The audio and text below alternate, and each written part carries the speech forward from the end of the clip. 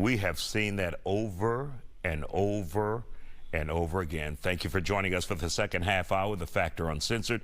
It may feel like deja vu when we talk about robberies at the stores, but it's continuing to happen.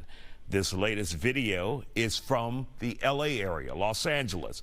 It's one of 3 so-called flash mob robberies to hit the area in 1 week. And we're not just saying shoplifting or stealing, because many times they're doing things or using weapons or pepper spray, and that makes it a robbery. The city's police union is largely blaming LA's zero cash bail policy. Under the rule, cash bail is not required for some arrestees before arraignment. Union leaders say that's allowing repeat offenders to roam free to commit more and more crimes.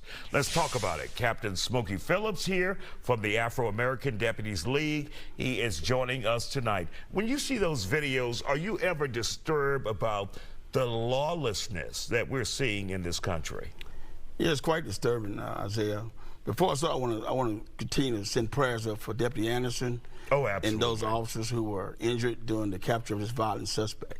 And for those who are not familiar with that, tell us, that happened in Houston. Yes, it happened in Houston, in Harris County, northeast Houston. And it was like a 5-hour standoff before they were able to get the suspect to come out. Correct. But during that 5-hour standoff, it was 3 officers that were injured. It's my understanding, and 2 U.S. Marshals and another deputy sheriff.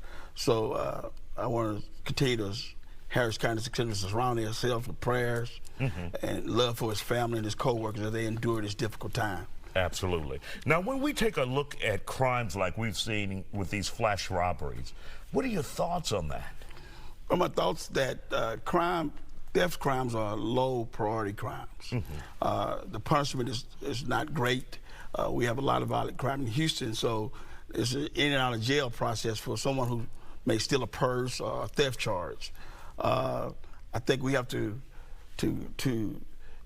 if you look at it, you have to, why this happening? You know, it's an optimistic, impulsive type crime that people go in and just grab something and run out the door with it.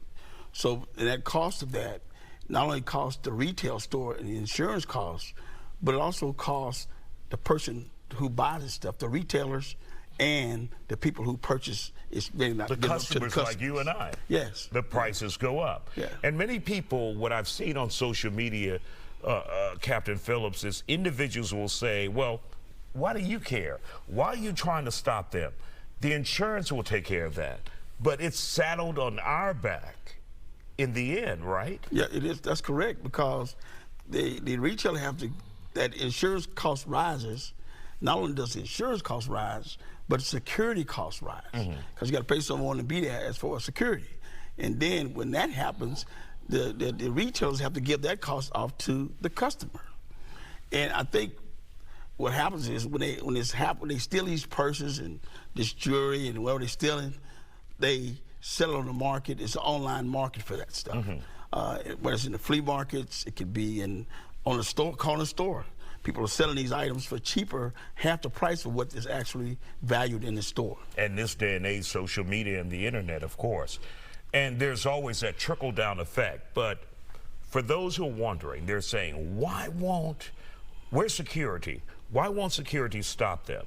And I can remember a case just only 2 months, well, a month or so ago, where a security officer stopped someone doing the same thing at a Walgreens in San Francisco. And in that confrontation, the security guard shot and killed someone. And so now Walgreens is facing a multi-million-dollar lawsuit. They're facing backlash from the LGBT community because the individual involved was a transgender male.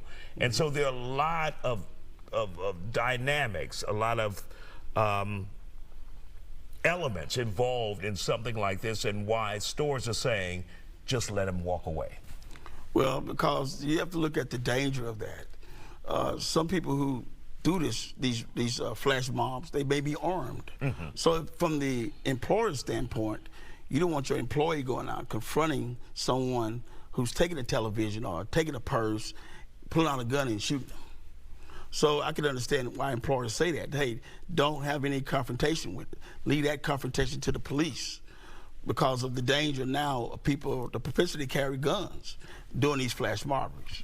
Now, we had an instance here just recently in Houston where a woman tried to walk out, allegedly, with a television and some products from a Walmart, but it wasn't the same situation.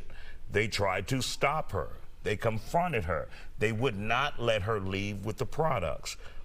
Is it different? Is there a different mentality here in Texas than it is, say, in California or New York?